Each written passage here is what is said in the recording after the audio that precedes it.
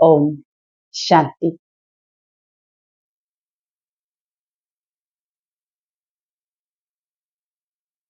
পৰম পবিত্ৰ আত্মা,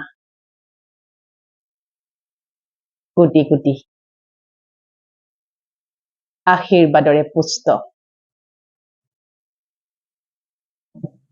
এই পৃথিৱীৰ পৰম পবিত্ৰ আত্মা, প্ৰেম স্বৰূপ, আনন্দ স্বৰূপ, মানৱ দৰদী, পবিত্ৰ হৃদয়ৰ অধিকাৰী, হৃদয়ৰ বিশালতাই কোটি কোটি মানুহৰ অন্তৰক সামৰি লৈ নিস্বাৰ্থ প্ৰেম মৰম দিয়া প্ৰয়াত আত্মা, শ্ৰদ্ধাৰ জুবিন গাৰ্গ মহোদয়লৈ মোৰ সশ্ৰদ্ধ প্ৰণাম,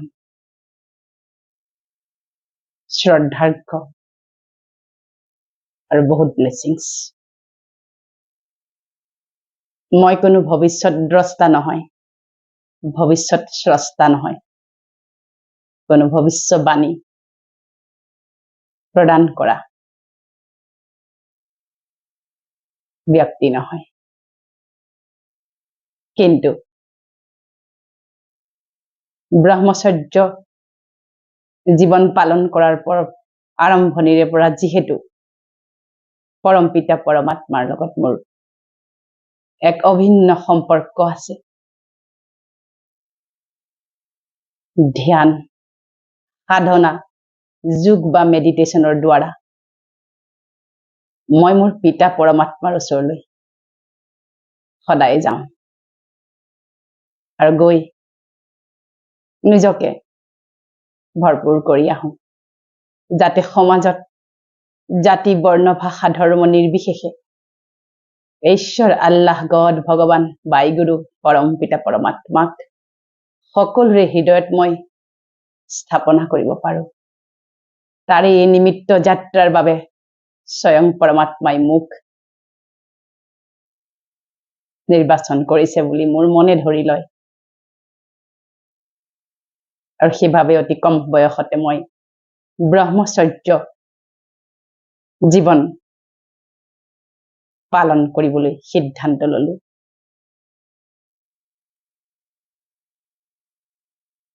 এইখিনিতে মই কব বিচাৰিছো, যেতিয়া সেই পৰম পবিত্ৰ আত্মাই শৰীৰ ত্যাগ কৰিছিল, মই সেই সময়তে ধ্যানত আছিলো আৰু যেতিয়াই মই খবৰটো পাইছিলো, মই দেখিছিলো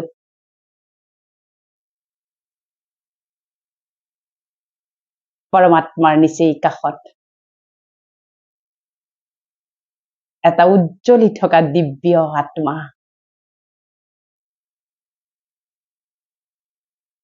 যাক পৰমাত্মাই দুবাহু মেলি আঁকোৱালি লৈছে।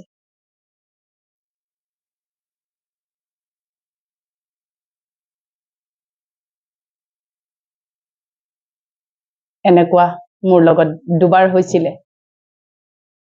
মোৰ দেউতাৰ মৃত্যুৰ পিছতো মই তেওঁৰ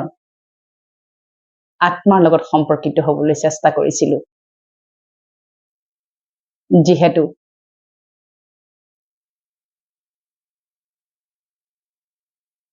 আমি পৰমাত্মাক সকলো সময়তে ধ্যানত ৰাখো, আমি আত্মা বুলি নিজকে গণ্য কৰো, সেইবাবে আমাৰ এই যোগ সাধনাৰ দ্বাৰা আমি আত্মাক স্পষ্ট ৰূপত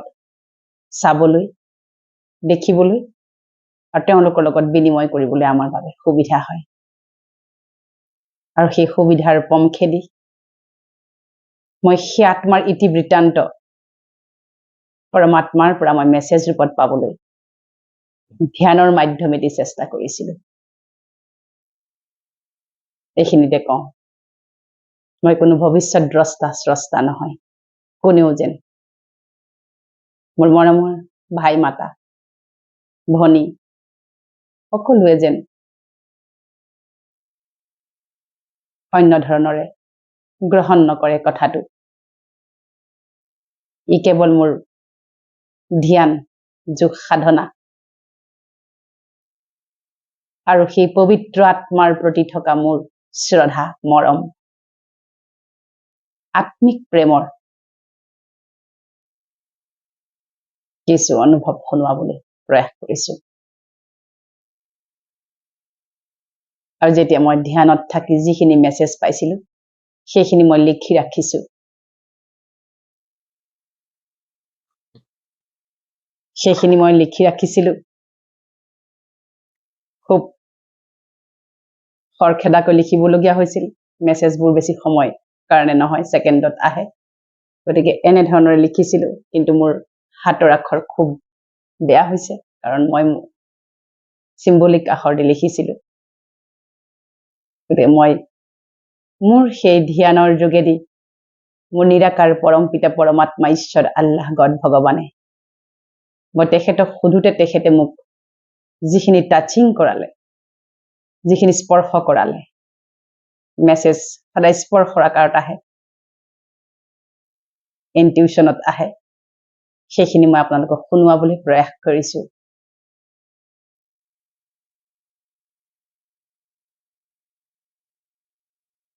প্ৰিয় জুবিন গাৰ্গ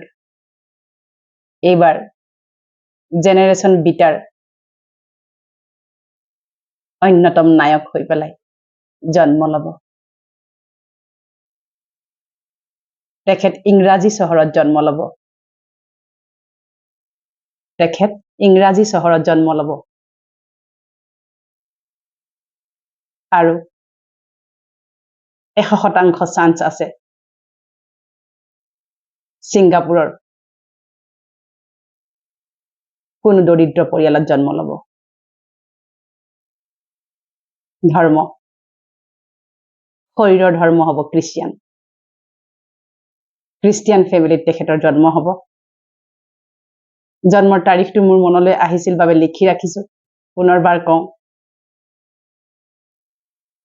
এয়া 100% সঠিক বেসঠিক মই নাজানো, কিন্তু মোৰ ইনটিউশ্যনত যিখিনি আহিছিল মই লিখি ৰাখিছিলো।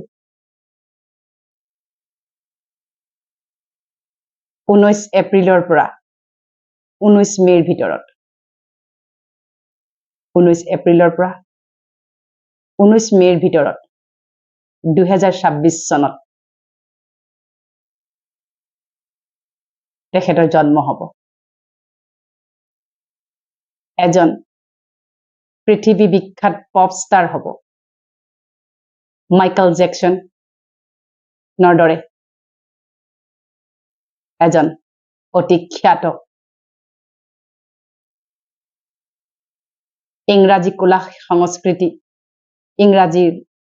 সংগীতৰ এজন অতি খ্যাতিসম্পন্ন বিশ্ববিখ্যাত পপ ষ্টাৰ হৈ জন্ম হ'ব তেওঁ।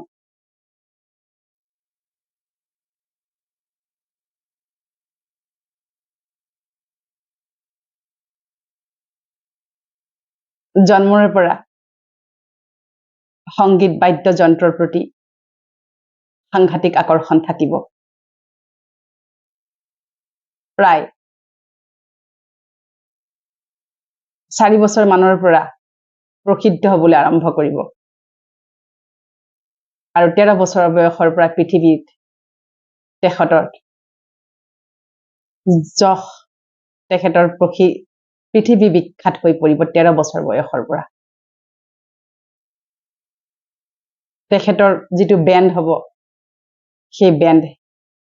ৱৰ্ল্ড মিউজিকেল বেণ্ড হিচাপে জনাজাত হ'ব। ওৱান অফ দ্য বিগেষ্ট বেণ্ডছৰ ভিতৰত এটা বেণ্ড হ'ব। আৰু তেওঁ 14 বছৰ বয়সৰ পৰা সেই মিউজিকেল বেণ্ডটো লৈ সমগ্ৰ পৃথিৱী ৱৰ্ল্ড টুৰ কৰিব।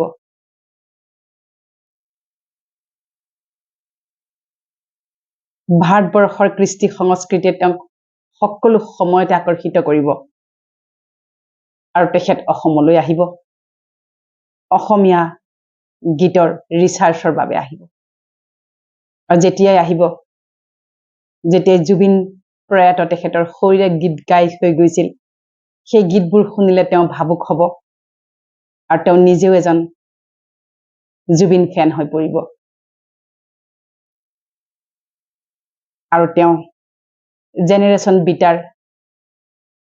এক অন্যতম আকৰ্ষণ অদ্ভুত আকৰ্ষণ হ'ব এজন ফিলান্থ্ৰফি হ'ব দানী হ'ব দাতা হ'ব হিউমেটেৰিয়ান হ'ব পৰম পুণ্য পবিত্ৰ আত্মা মানৱ দৰদী আত্মা যাৰ হৃদয় পৃথিৱীৰ দৰে বহল প্ৰতিজন আত্মাৰ প্ৰতি তেওঁ সদাশীল হ'ব বিনয়ী হ'ব সেই নিৰ্মাণকাৰী শিশু সুলভতা থকা আত্মাই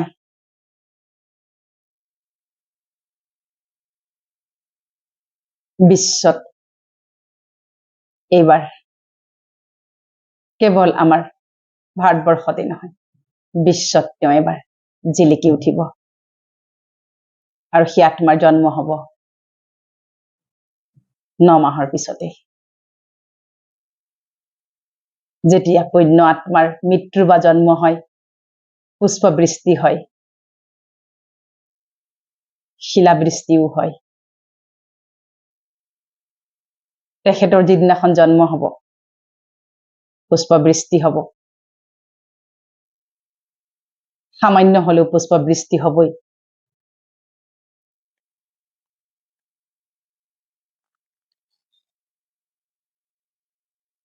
পানীৰ প্ৰতি ভয় থাকিব যেতিয়া জন্ম হ'ব পানী ভয় বুলি ডাঙৰ ৰিষ্ট তেখেতৰ কুণ্ডলীত লিখা থাকিব সাগৰ মহাসাগৰ ভাল পাব কিন্তু নামিবলৈ ভয় কৰিব তেওঁ বেছি এয়াৰ ট্ৰেভেল কৰিব সামুদ্ৰিক ট্ৰেভেল কম কৰিব আৰু দেখা গৈছে ভেজিটেৰিয়ান হ'ব আৰু নিজৰ স্বাস্থ্য লোক দায়িত্ব কৰ্তব্যৰ প্ৰতি খুব সচেতন হ'ব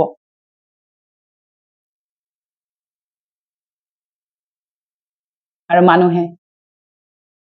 হেৰাই যোৱা এটা চৰিত্ৰ মাইকেল জেকচন প্ৰায় তেনেকুৱা ধৰণৰে তেখেতক আদৰি ল'ব আৰু বহুতেই ক'ব তেওঁ মাইকেল জেকচনৰে যেন দ্বিতীয় ৰূপ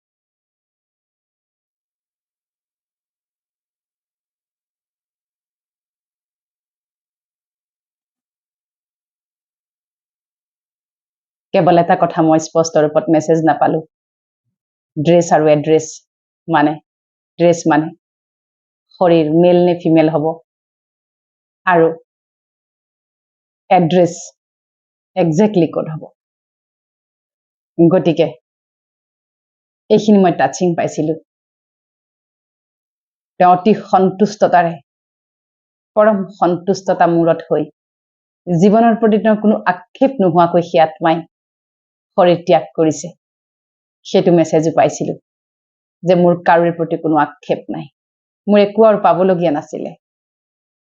মোৰ কাৰ্মিক একাউণ্ট ক্লিয়াৰ হৈ আছিলে মই এভাৰ ৰেডি আত্মা মানে সকলো সময়তে তেওঁ ৰেডি হৈ আছিলে ড্ৰেছ সলাবলৈ তেওঁ সন্তুষ্টতা হৈ পৰম সন্তোষৰে তেওঁ নিজক আচলতে নিজৰ শৰীৰটো নিজেই আচলতে ত্যাগ কৰিছে বুলি তেওঁ মোক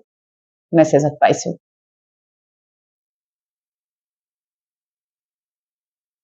তেওঁৰ কোনো বহুত বেছি আশা নাছিলে আৰু কিবা কৰিম এনেকুৱা বহুত ডাঙৰ আশা টাইপৰ নাছিল যি কাম তেওঁ কৰি আছিল যি আধৰুৱা হৈ আছে সেই আধৰুৱাখিনি ডেফিনেটলি তেখেতৰ যি আজি কলা কৌশল ইয়াত আছে তেখেতৰ অন্যতম জীৱন সংগী গৰিমা চিষ্টাৰ প্ৰমুখ্যে তেখেতৰ যি নিকটতম বন্ধু বান্ধৱ সকলোৱে পূৰা কৰিব বুলি মই আশাবাদী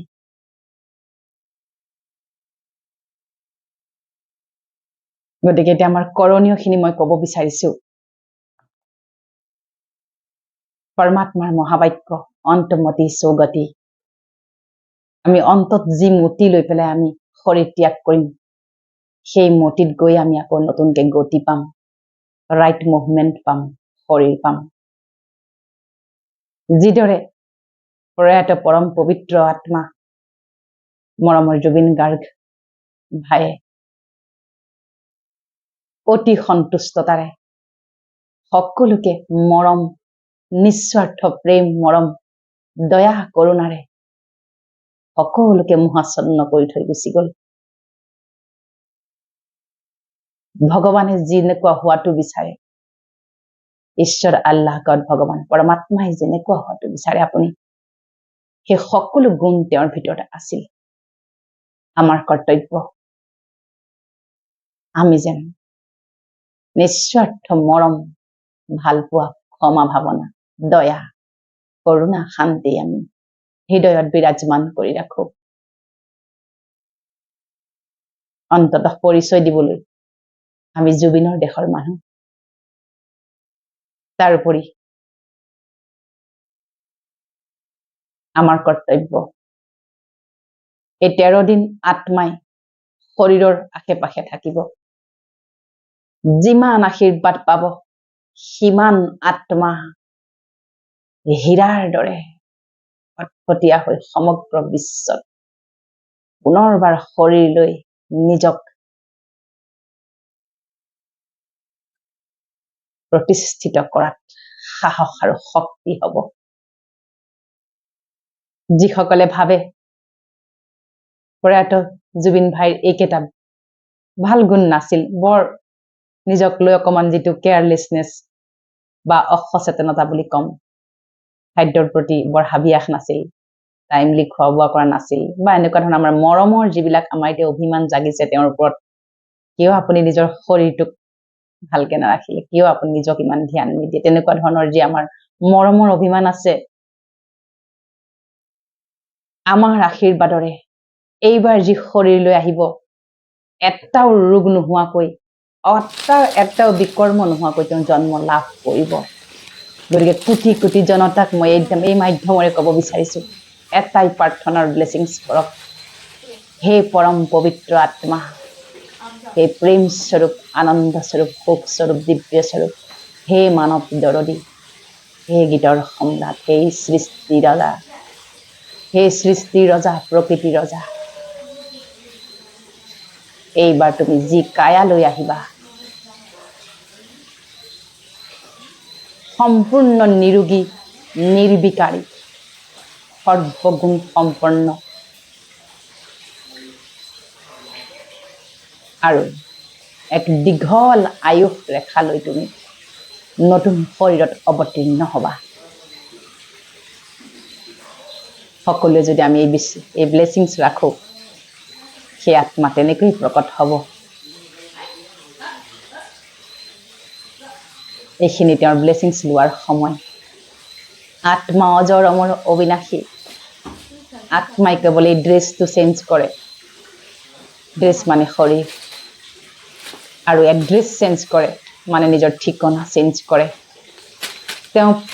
পুণ্য আত্মা পবিত্ৰ আত্মা পুণ্য আৰু পবিত্ৰ আত্মা সদায় পাব্লিকৰ বাবে জন্ম হয় জনসাধাৰণৰ বাবে জন্ম হয় কাৰণ ইমান বিশালতা পৰমাত্মাই নিৰ্বাচন কৰিহে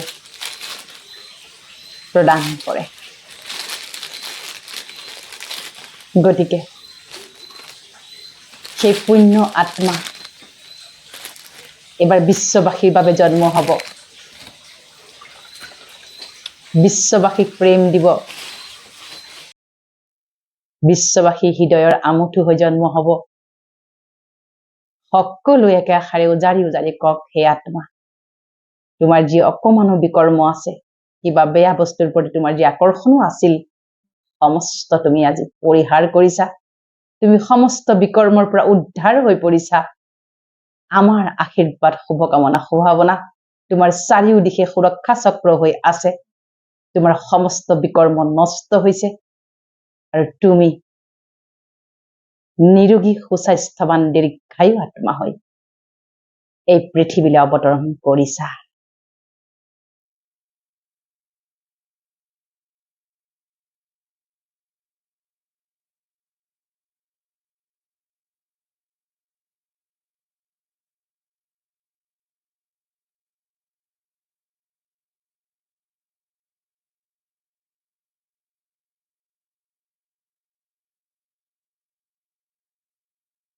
পুনৰবাৰ